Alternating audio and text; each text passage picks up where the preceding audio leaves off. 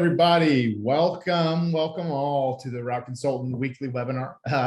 For those of you here for the first time, my name is Josh Gregory. I am one of the directors on the consulting team here at Route Consultant.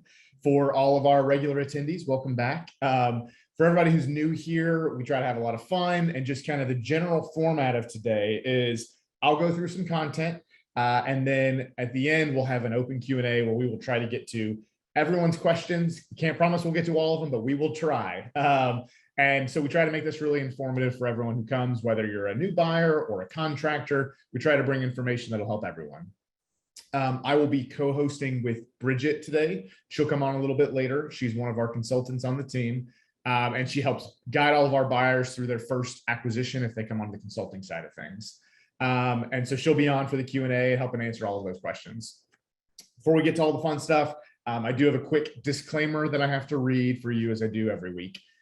So Route Consultant is not endorsed by and is not recommended by Federal Express Corporation and FedEx Ground. Route Consultant is not sponsored by, is not approved by, is not associated with, and has no connection whatsoever with FedEx Ground or FedEx Express Corporation or FedEx Ground. So really all that is to say is that we're not associated with FedEx. You're not going to hear any material, non-public information here, but we will try to make sure that, again, we have some fun and give you some helpful information regardless. So before I get into the content, quick reminder on a couple of events coming up. Our next virtual summit for new investors is on July 7th and 8th. And there's one in person, but it's sold out now. So the next one you can attend is on July 7th and 8th. So if you haven't attended one before, I would encourage you to join if you're serious about getting into the FedEx space for the first time. There are only a few spots left for that, so go ahead and register now if you're interested. For contractors, we have a happy hour tomorrow, actually, in New York City. So if you're in the area or want to drive by, we'd love to see you tomorrow. We can get you the link and you can register and join us for free out there. We also have another happy hour for contractors in the Pittsburgh area in July. So if either of those are areas you're interested in, we can get you registered for it, and hopefully we'll see you there.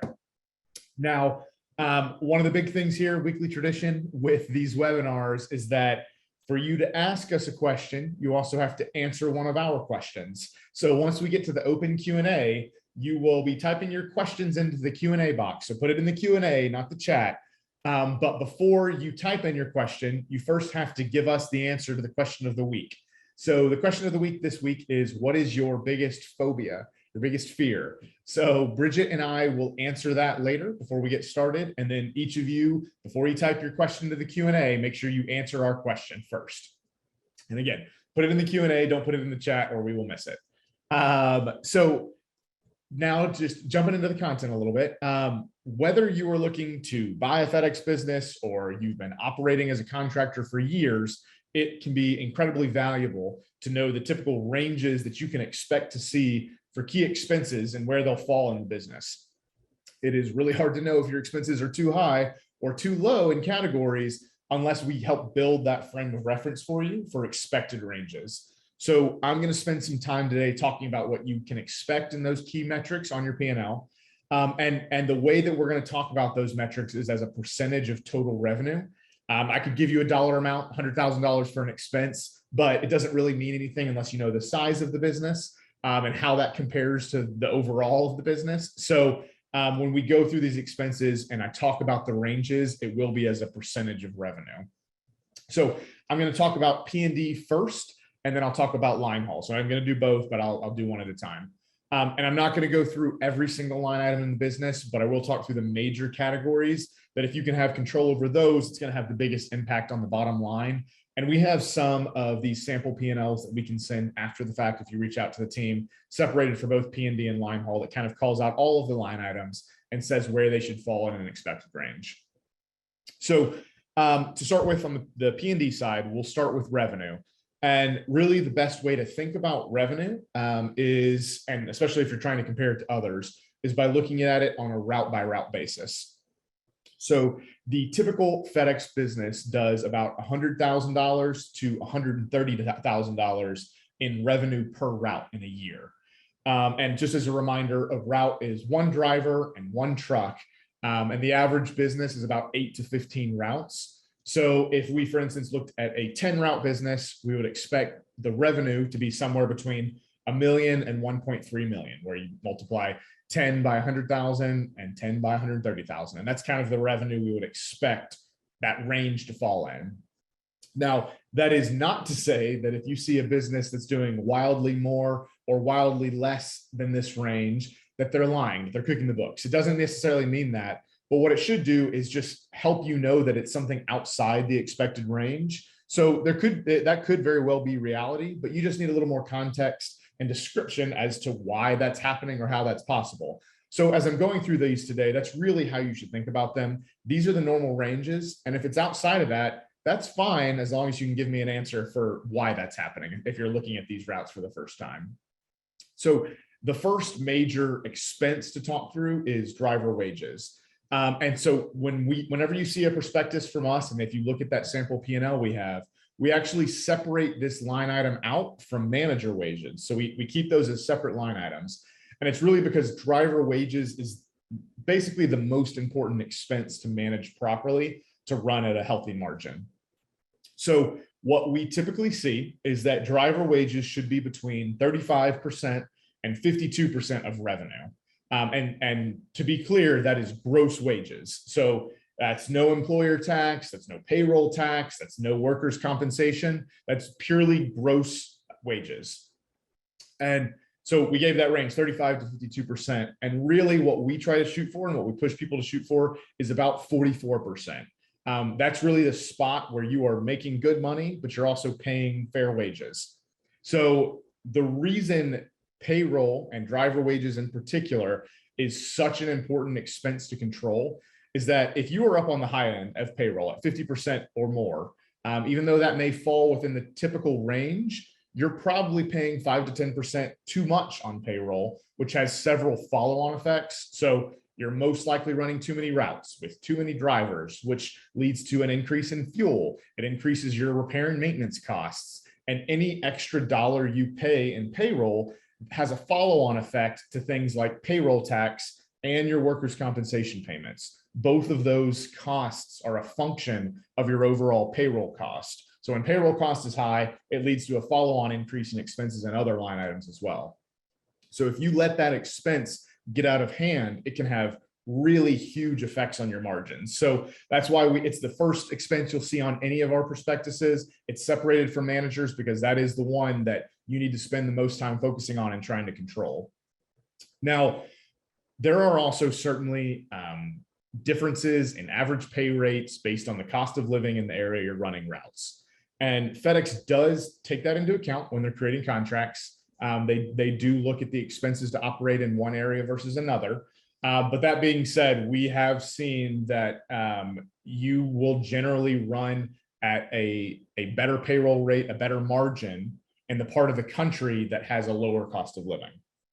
We don't find that the adjustment FedEx makes for cost of living in areas is enough to completely offset the highest areas. So what I would say, though, as a tip is even if you're living in, let's say it's a really high cost of living state, so something like New York, where it's just more expensive to do business in that state, if you can find routes that are in a terminal or a part of the state, like upstate New York, different areas, where it's a lower cost of living than the average for that state, you can be more successful in maintaining your margins around driver wages. So that's something to think about and try to shoot for as you're thinking about your overall strategy. I'll also say that we have seen a tighter labor market over the past couple of years, but even still, we have found that the P&D payroll metrics still will hold at these expected ranges. You may find some people that are trending on the higher end of the range, but even then, we have found that many contractors can hold to this 44% or even less, depending on the area. So it is still a very possible range to operate in. The only other item related to wages are your manager wages. We do keep those separate, like I said. Typically, that will fall somewhere between 3 to 6% of overall revenue, though. And really, a lot of that is going to depend on what kind of responsibilities your manager is handling for you and kind of deciding how much to pay for that. So, but generally 3 to 6% is about where it'll fall. So the next major expense and metric to talk about is fuel. So fuel is usually, on average, somewhere between 8 to 12% of revenue. But that's It's a really broad number because the biggest factor that plays into how fuel will impact your overall business is it's really dependent on the mileage of your territory. So there are some really low mileage routes like what we have over in Chicago that you've heard us talk about, where you may only drive a mile a day. And so it may be a weeks or a month before we have to refill our gas tank.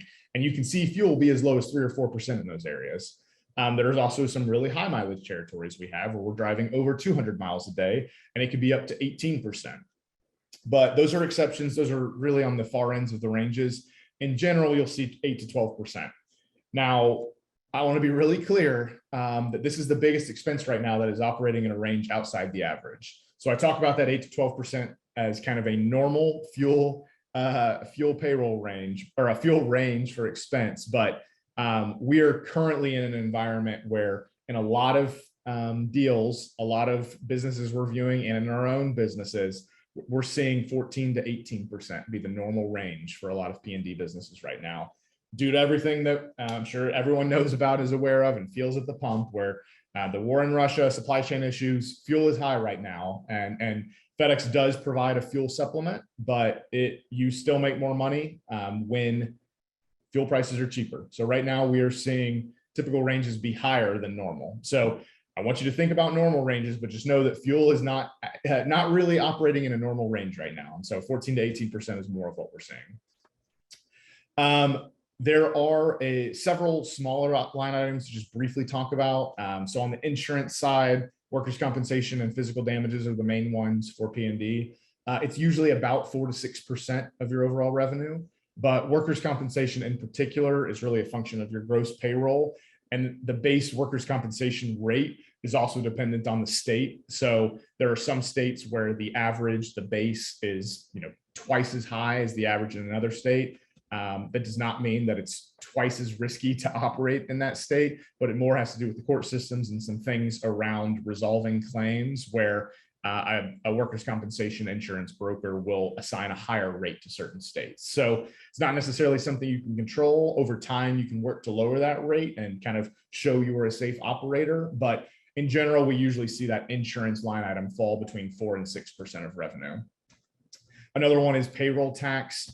It's hard to really assign a range. Payroll tax is purely dependent on the set rate in your state, and it is just a function of your gross payroll. So as much as we talked about it earlier, as much as you can control payroll, the more you'll save on both workers' compensation and payroll tax.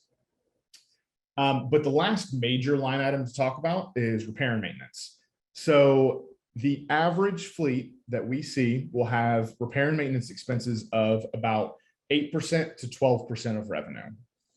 Now, if you have a brand new fleet, you've bought all new trucks, it can be down closer to 3 or 4%. But if you ever get into a scenario where you are spending above or even close to 15% on repair and maintenance, you have a major problem and need to look at replacing your fleet as soon as you possibly can. And we look at it all the time, the kind of cost analysis of financing and getting new trucks that you've financed and taken debt on, and the savings it'll bring you on replacing that fleet is worth it. So one of the things I would say, and I really want you to take to heart around the fleet, because it is one of the biggest things that I hear when clients come back to us after buying a business, and their number one regret is that they inherit a fleet that was in significantly worse condition than they expected it to be. And it's why we are so adamant for new buyers to get vehicle inspections before they take over a business. And I would just say in general that investing in your fleet is one of the best things you can do for the health of your business. Newer trucks lead to better reliability, overall service, better gas mileage, which right now is even more important. Happier drivers because they're just in better vehicles. Maybe it's better technology, maybe it's more comfortable, maybe it just because it has air conditioning. And then FedEx is happier as well. If you're driving newer vehicles, it adds to your feelings of professionalism and the trust they can have in you. It also shows that you have more resources that you can continue to get new trucks. So everything good with continuing to invest in your fleet. So in summary, for P&D, we usually see margins fall between 10% and 25% of revenue. And really your success here is dependent on your skill as an operator. So where you fall in that range is almost entirely dependent on your success as an operator and your skill there.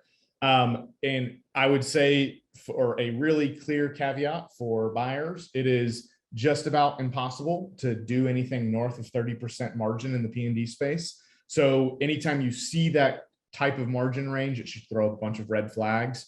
It's very rare even to see anything in the even 25% to 30% range. There are very few of our businesses that operate at that level, and there's plenty of ours that are down in the low teens or even 10%. It can be, you can fall anywhere in that range.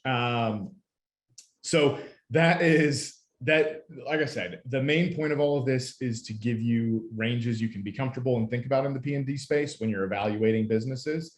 But to be clear, that was for the P&D side. So let me quickly do an overview of line haul as well and give some final thoughts before we jump into Q&A.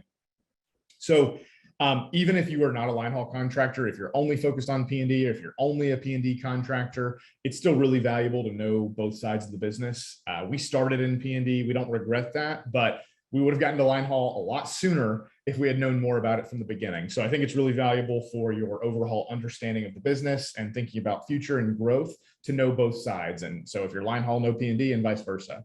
So on the line haul side for revenue, on the P&D side, we talked about revenue at a per route basis. In line haul, the average run, so instead of routes, there's runs in line haul. So the average run does anywhere from 250,000 to 550,000 in revenue in a year. So that is a much wider range. And that range is really a function of whether you have solo line haul runs or team line haul runs. And the main reason there is that team runs, where you have two drivers in the truck, do much more mileage, so they produce more revenue. Line haul, you're just paid at a per mile rate by FedEx. So the more mileage you can do, the more you're going to make in revenue. So when you're evaluating a business and looking at just the P&L, you'll want to know the number and type of line haul runs included to see if it's in a reasonable revenue range or not. For the major expense payroll, a lot of these expenses are going to be the same categories, but just you'll want to think about them in a little bit different way. So for payroll for line haul, this is one of the expenses that is changing the most rapidly all the time for line haul. And that's because there is still an intense shortage in the number of CDL drivers that are needed. So the average range we see for payroll expense is between 32% and 40%. But I would say a lot of businesses right now are on the high end of that range. And that's what you should expect in the current environment. There's more wage pressure in this space than we have ever seen, which is why if you were thinking line haul, your number one priority, and we say it all the time, but your number one priority in line haul should be on nailing your recruiting strategy so that you can continue to be successful. I'd say the other important thing around payroll is that when you are thinking about retaining your drivers in this space, increasing pay is something you have to deal with. There's going to be an increase, but there's always going to be another contractor at the terminal who's willing to sacrifice margins to pay them more. So you can't just keep raising payroll infinitely and just losing more and more money. So instead, there are things you can look at around retaining drivers without purely increasing payroll. So more vacation days is something you can look at. Newer tractors goes a long way, where if you're bringing new vehicles in, those drivers spend a significant amount of time in those vehicles. So a newer vehicle can go a long ways towards driver satisfaction and also just attracting drivers. Healthcare and general benefits that you can add, and then building a culture where your drivers will want to stay. So there are increased costs with those things, but critically, and as we talked about before, they won't actually affect payroll. They'll have other expenses, but if it doesn't affect payroll, then it means you also avoid that follow-on cost around workers' compensation and payroll tax. So it's an expense, but it's one that doesn't have a follow-on effect on a few other expenses. So definitely something to consider and save your money, save some margins, and help retain your drivers. Now, for fuel in the line haul space, fuel is usually between 20 and 25% of your overall revenue. The prices that you can get from the FedEx terminal, the pumps at the terminal, is beneficial for line haul, and it's more than what you can see on the P&D side. But that being said, right now, just as it is with P&D, we are seeing businesses that are on the upper end of that range, and some even getting up above it, closer to 30% if they're, especially if they're not filling up at the pumps at the terminal. So the other huge thing I would say for fuel on the line haul side is that the newer line haul tractors are getting measurably better fuel efficiency, even than tractors that are only 3 to 5 years old. So older tractors are doing 4 to 6 miles per gallon, but there are many of the newer tractors doing 7, 8, or 9 miles per gallon. And it doesn't necessarily seem like a lot to people who are used to hybrids or electrics now. They can get up to 50 miles per gallon. But when you are doing thousands, tens of thousands of miles in a week, every little mile per gallon saving you've got will have a significant impact on your fuel and your margins. So like P&D, workers' compensation is generally about 4 to 6% of revenue. And payroll functions the same way as it does for P&D, where it's just a function of your payroll, but it's also dependent on the state. One thing to call out here that's different is that we have a separate line item for healthcare when we're talking about insurance. While it is not a standard, and many, if not most contractors in the P&D side do not offer healthcare, it is pretty much a standard for line haul, and you're going to want to include this as a standard and most likely have 50% coverage or more of health insurance. That's something that most drivers expect in the line haul space. The last major line item for line haul is repair and maintenance. And there are really 2 different models to think through here. There are owning your own trucks or having a full service lease.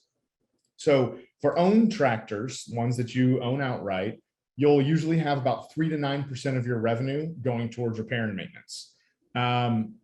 Importantly, though, for line haul, and it's an important thing to think through as well on the P&D side, but there are CapEx with any of these businesses. And with line haul, it's even bigger of an impact because those tractors cost over $100,000. And in this market, they're even higher. But you need to factor those costs in as well when you're thinking about repair and maintenance and the cost of your fleet in the long run. The other side of the other way to operate is full service leases, where you'll go to a company like Ryder or Penske or Gator, and they will lease you a tractor, and they'll cover all of your repair and maintenance for a fixed monthly fee and a per mile rate, which is a really convenient, and we found a really profitable way to run a line haul business. But on the lease side, we typically see that the repair and maintenance cost be about 17 to 23% of overall revenue. But there is no CapEx because you'll just renew the lease and you'll get a brand new tractor. So when you compare owned fleet to leased, the costs typically come out to about the same in the long run. But there's just a lot more convenience with the line haul lease side of things, where you're always getting new tractors. You're not have to worrying about finding more tractors. So those are the things to consider on that side. So again, in summary, for line haul, the net operating income is about 15 to 35%. It did used to be up to the 40% range, but the wage pressure has lowered that top end potential. And fuel costs as well are pulling down the maximums you're seeing right now on line haul.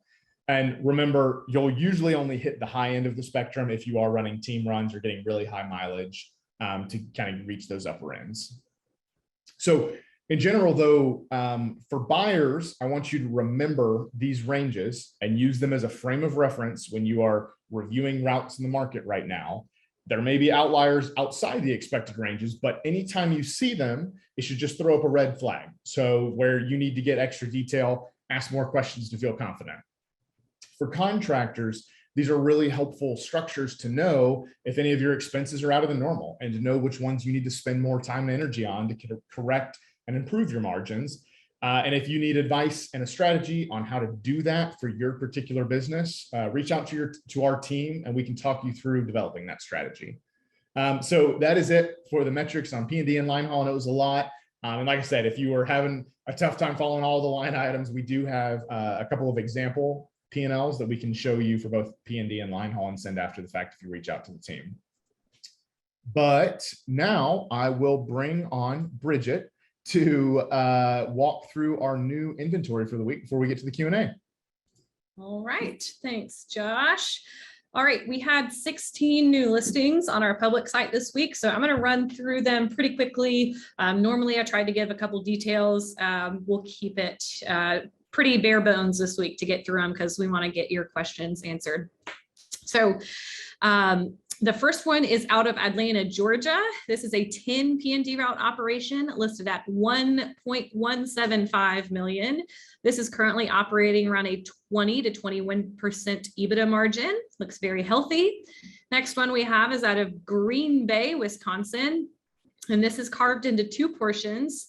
The first one is 4 P&D routes listed at 475,000, currently operating around a 19% EBITDA margin. And then the second carved portion of that same Green Bay area is a 14 P&D route operation listed at 1.5 million. Again, that's operating still around the 19% EBITDA margin. Next one is out of Maryland. This is a 7 P&D route operation listed at 1.15 million. This one is currently operating around a 23 to 24% EBITDA margin. Again, looks pretty healthy there. Next one we have is out of Middleborough, Massachusetts. This is 6 P&D routes listed at 699,000. This one is currently operating around a 19.5% EBITDA margin. Next one we have is out of Norcross, Georgia. This is a 6 P&D route operation listed at 450,000. Next one we have is out of Oshkosh, Wisconsin. And this one we have carved into 3 different portions. So this first one is 6 P&D routes listed at 475,000, currently operating around a 17.5% EBITDA margin. Next one out of Oshkosh Annex is 6 P&D routes listed at 450,000. And the third is out of again, Oshkosh. This one is a 9 P&D route operation listed at 575. All right. Next one we have is a line haul. This is out of Glendale, California. This is 6 line haul runs, and this is listed at 385,000. Next one we have is out of Denver, Colorado.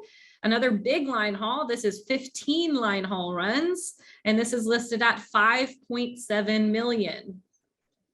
And this one, another note on this one that I highlighted, out of Denver, Colorado, this should be SBA eligible. So if you have been waiting for SBA line haul, this looks like a great fit. Next one we have is out of Marietta, Georgia. Another line haul. This is 4 line haul runs. This is currently listed at 1.5 million.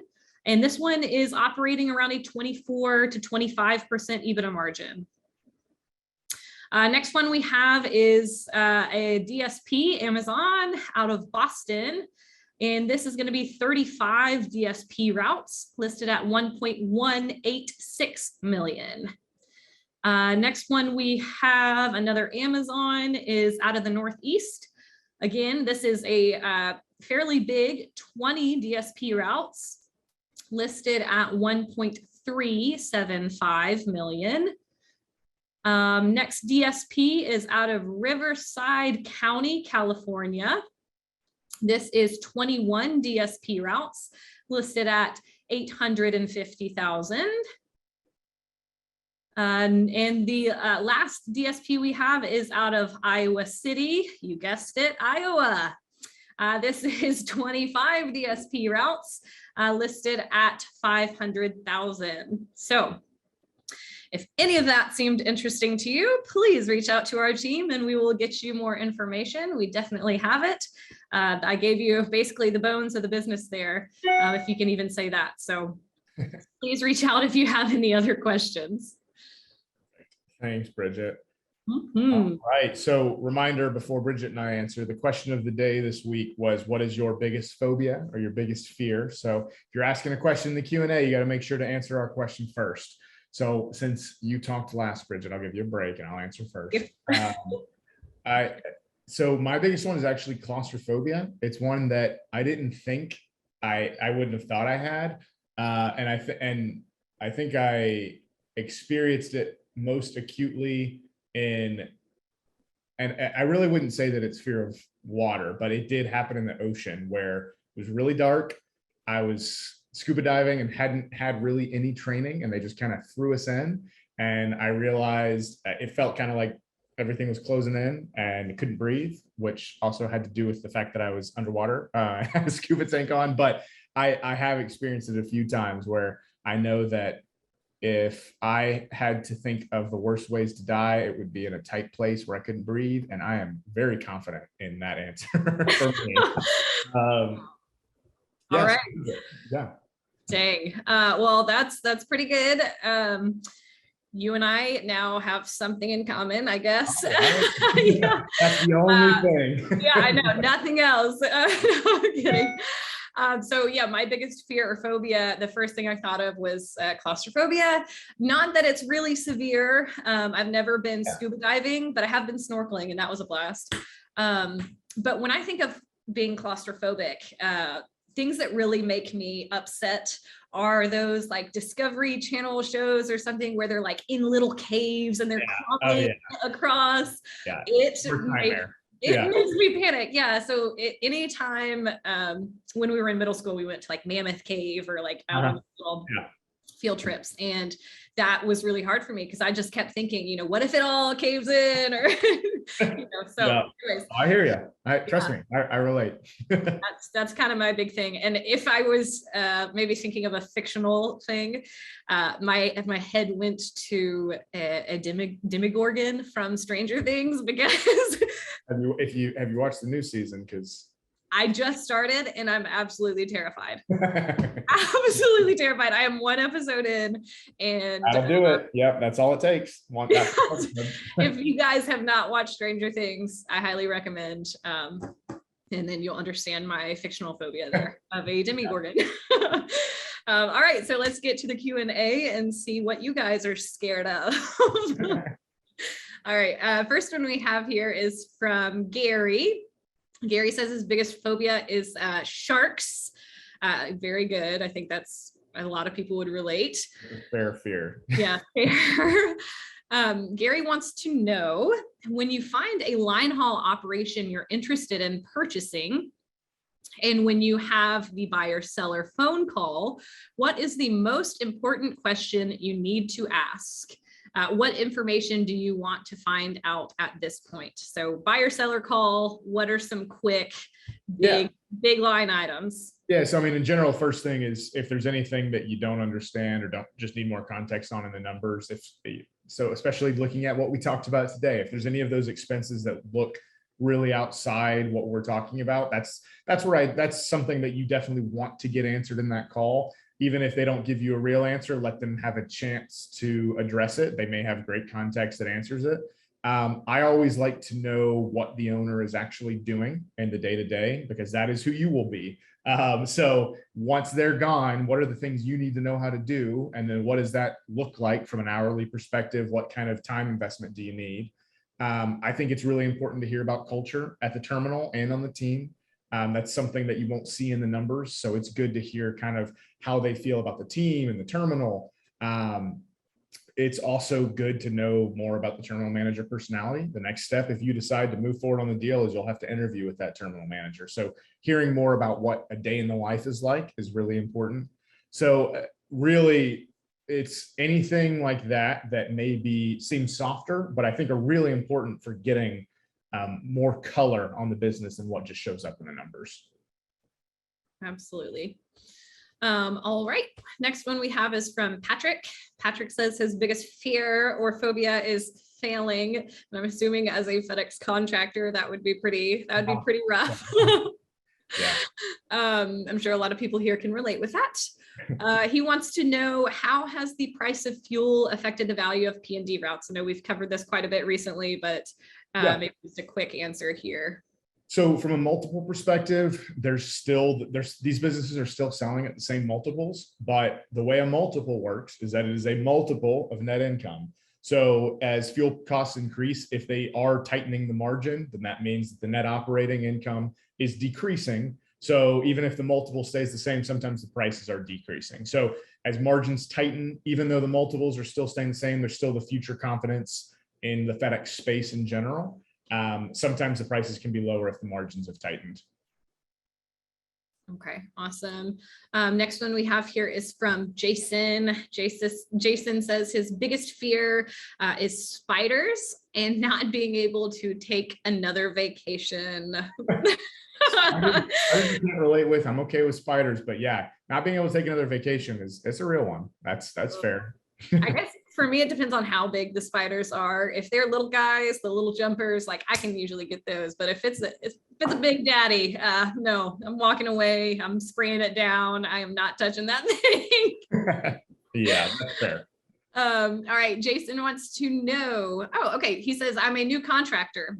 Okay. We close on 7 routes on June 10th. Congratulations, that's coming up. Yep. He wants to know, knowing what you know now, what do most spend too much on and maybe not enough on? So I guess starting off for a new contractor, what would you advise there? Yeah, so here's a small word of advice as a new contractor. In your first 60 days, I would not be intensely focused on your P&L.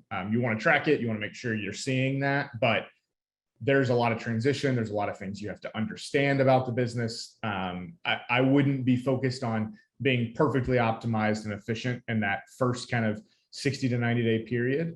But what I would say is I often see people who spend too much on payroll, where they have too many drivers or have not worked out how to properly optimize their routes. And like I said, that has a huge follow-on effect on several other expenses.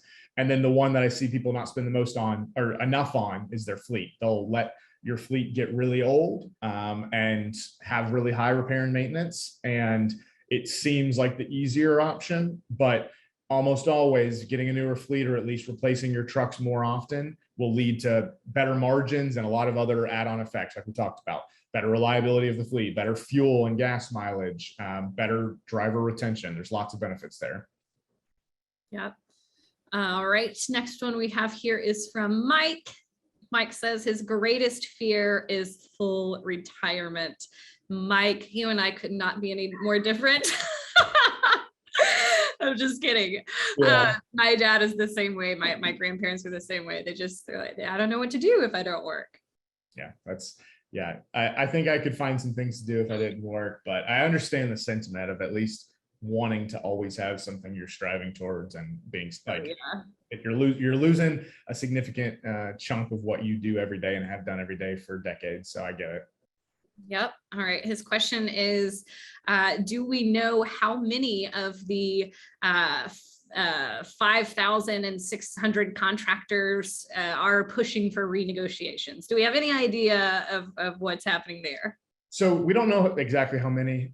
What I do know is that I would encourage, we've encouraged a lot of people to at least try. And so I know that many of us and many of the ones that I've talked to have tried and are trying. So while I don't know an exact number, I'd say more than normal. And so that will slow the process down, because even if they all get approved, FedEx Engineering then has to engineer all those new contracts. So there can be some delay there, but I don't have any exact numbers, but I'd say an increase for sure. All right. Next one we have here is from Katie. Katie says her biggest fear is the K1 for 2022. I guess that's the Schedule K for peak season. That's pretty scary. I'm optimistic, but I get the fear. Yeah. Okay, she wants to know, what was the range for maintenance and repairs you said? I guess maybe for P&D. Normally, does that include tires? So yes, with the caveat, yes, it does. So for P&D, 8 to 12% is kind of the normal range. It can be on the lower end if you buy a bunch of new vehicles, but yes, it does include tires.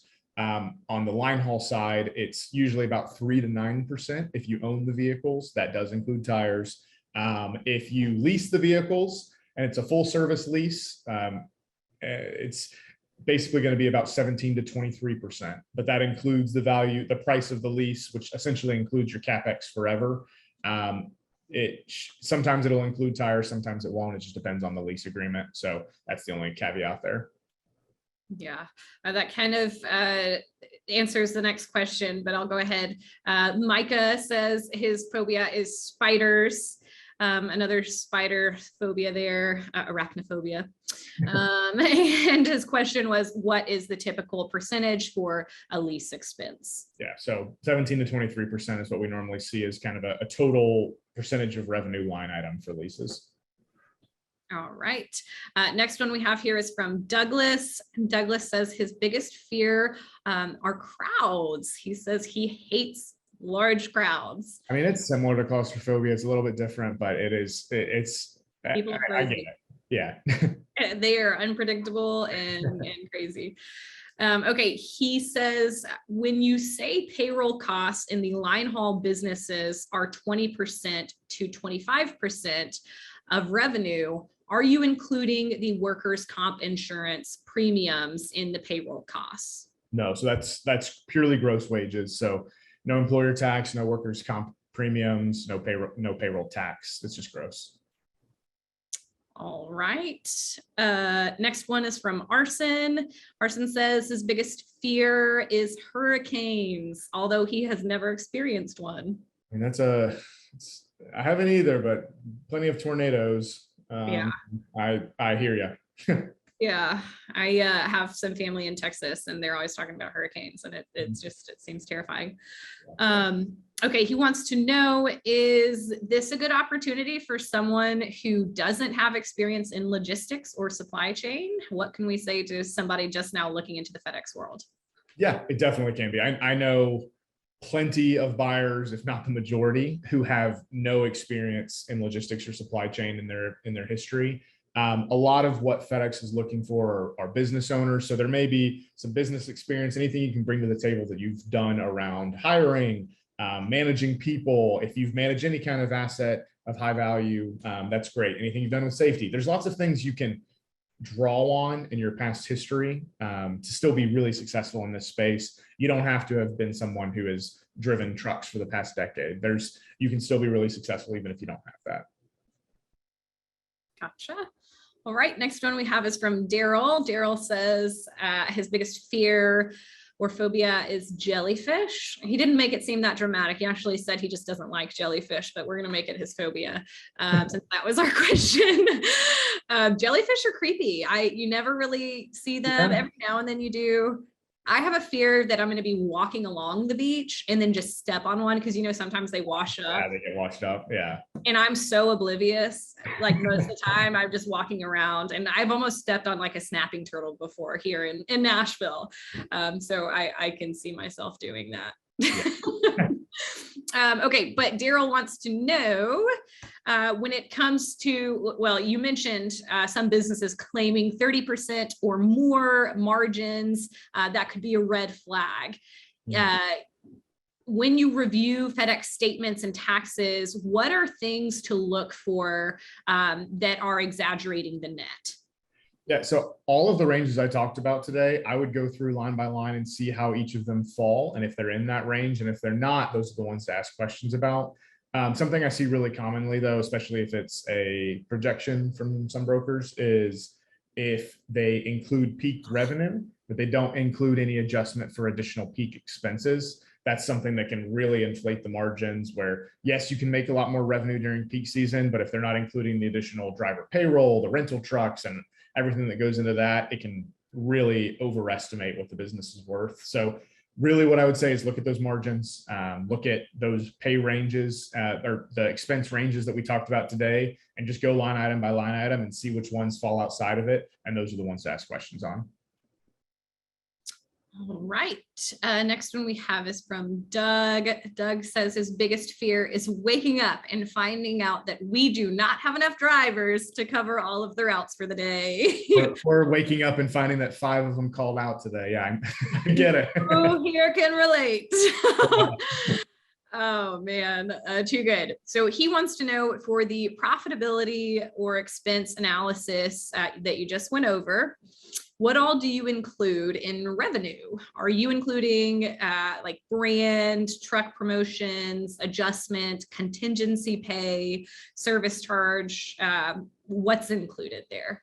Yeah. So what I would say, and this is going to be particular to route consultant when we do valuations, is we include everything that's related to the contracts, so brand, truck promo, service charge, all of that's included, but we leave out anything one time or that would not come with the sale. So contingency pay is not something we include. Any one-time adjustment or one-time bonus paid by FedEx are removed. But I would say in general, you should not look at contingency as a part of that percentage of revenue. That should be a separate thing you analyze. That contingency can add great margins to your business. If you're a current contractor looking at your own margins, you can look at contingency and see how it's adding, but I try to keep it separate so that you can see and track how your real business is doing from a margin perspective and see if there's any expenses that are outlined that you need to focus on. And you can just think about the nice things contingency is doing for you in terms of additional revenue stream. But you want to make sure you're still controlling the expenses for the rest of your business. And then if you're buying or selling, it's very rare, if not almost impossible, that contingency would be included in a sale. So it's most likely something that should not be a part of the analysis. Yeah. All right. Next one we have is from Robert. Robert says, I have a fear of stepping on something sharp while walking around in bare feet. I think a lot of people experience that. Yeah. Have you updated your tetanus shot recently? Okay, he wants to know, has FedEx considered adding a fee, surcharge, or something similar to offset the increase in costs due to inflation? Are there discussions or have there been historically? So we don't know for sure. There's been no announcement. I'd imagine they're at least having discussions. The discussion and the answer could be no, they're not doing it. But I'd imagine the team at corporate is at least looking at it, but there's no official answer. There's no real inflation precedent to point to. I would say that, during COVID, as an example, there was some additional pay related to the kind of rapidly changing nature of the business during, especially 2020. But we don't have any official rollout or anything official to say there that anyone knows about.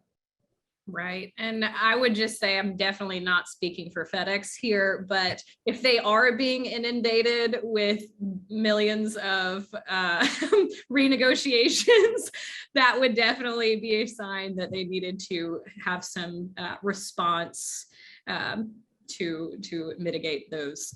That's at least what I would do. So. Next one we have here is from Andy. Andy says, my biggest phobia is new. It is an OTC. Yeah, the fear of OTC. Yeah. For any new FedEx contractor, that becomes your bear.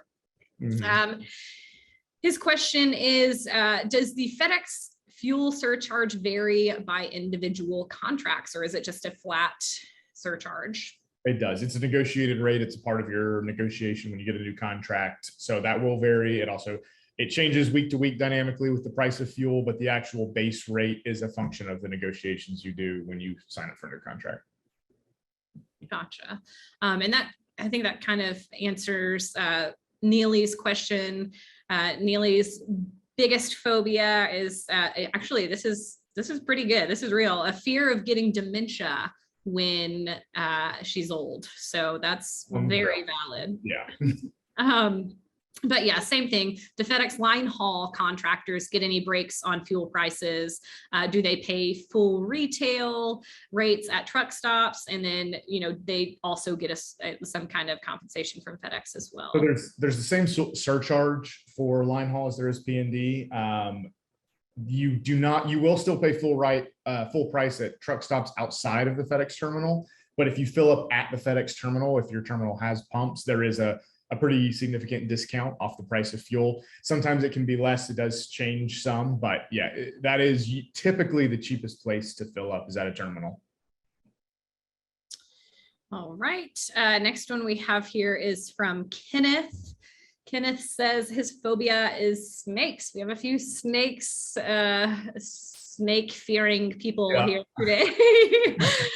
All right. He says, I am presently a FedEx Ground employee. At what point should I quit my job if I'm awarded an opportunity to become a FedEx contractor? Also, if during that process, I'm not awarded that territory to become a contractor, can I get my position back with FedEx? What would be our advice here? So in the process, if you're applying for a territory, it should have come up, it should have been a part of the conversation with the terminal management that you are currently a FedEx Ground employee, and they should be able to advise you on that. But in general, what I would say is if you're looking to replace this with your current job, there'll be a point in time where you'll get a contract, which you'll agree to terms. And that's usually a couple of weeks before stand up. So that's probably about the time I would look at it. I don't think I can really advise you on if you're going to get your job back. That's something I can't tell you yes or no on, but it's probably something where it's just going to be a function of if they decide to hire you back there. Yeah, that's always tricky, especially with those awarded routes, since there's so much you don't really know. Okay, so this next one is from Ferris. Ferris says snakes. He hates snakes. That is definitely a common fear today. He wants to know, do we have anything like this, like you're talking about, any of these figures in a spreadsheet for P&D and line haul? We do. Yeah, if you just reach out to the team after the fact, we can get you both of those. Awesome. Next one we have here is from Harinder. He wants to know what should be the price for, I'm not sure what this means, but DSA P&D, and then which is more profitable, line haul or P&D? Maybe if you mean CSA, just like a contract with FedEx space. Yeah. It's so in general, they usually price about a 4 to a 5 multiple is usually what we see in the FedEx space. And that is a multiple of net income. So net operating income, which is EBITDA, earnings before interest, taxes, depreciation, and amortization. So the price will be somewhere in that range. What is more profitable, line haul or P&D? Typically it is line haul. Line haul, the range has a higher top end and often will be higher on average. That being said, the price to enter the line haul space is more expensive, and there's different challenges entirely between those two spaces. So lots to consider when you're deciding between point A and point B. All right, very good. Guys, we are winding down here, but we still have a few minutes left. If you're sitting on any questions that you want answered, pop those in the Q&A and we'll try to get to them before time runs out. But we'll go ahead with this next one. This is from an anonymous attendee whose phobia is the 1,000 leggers. So AKA those creepy centipedes hiding in the basements. Yeah, my wife is in full agreement with you on that one. Yes, yes. I had one of those in the sink the other day down in the kitchen, and I politely informed my husband that he would be taking care of that problem. Yeah, I am also the bug killer in my house. Very good. I told you we had nothing in common, John. Yes. Except our phobia, our claustrophobia. Claustrophobia. All right, so this anonymous attendee wants to know, when selling my routes, will the fact that I currently have an SBA loan impact the sale? Does the SBA need to approve the sale? What will happen with that SBA loan? Yeah, so the SBA doesn't need to approve the sale, but it is going to be something that'll play into things. So one important consideration for you is at least trying to sell for at least the value of the SBA loan, because basically at the point of the sale, you'll have to pay off that loan. That loan it's very unlikely that the loan could transfer. So you'll need to basically pay off the SBA loan as a part of your closing process.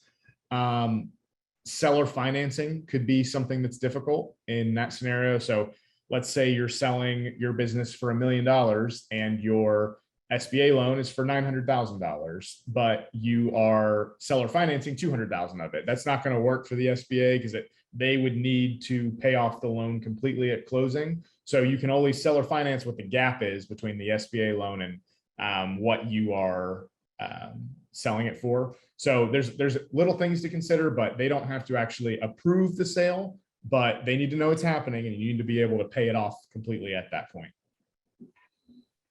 Okay, great. This next one, this is a follow-up from Harinder. He says, sorry to ask again, you say, was it a multiple of 2 or 3 for price? I'm in Canada here. They call DSA instead of CSP. Yes, for our Canadian folks, yes, DSA is what they're still calling.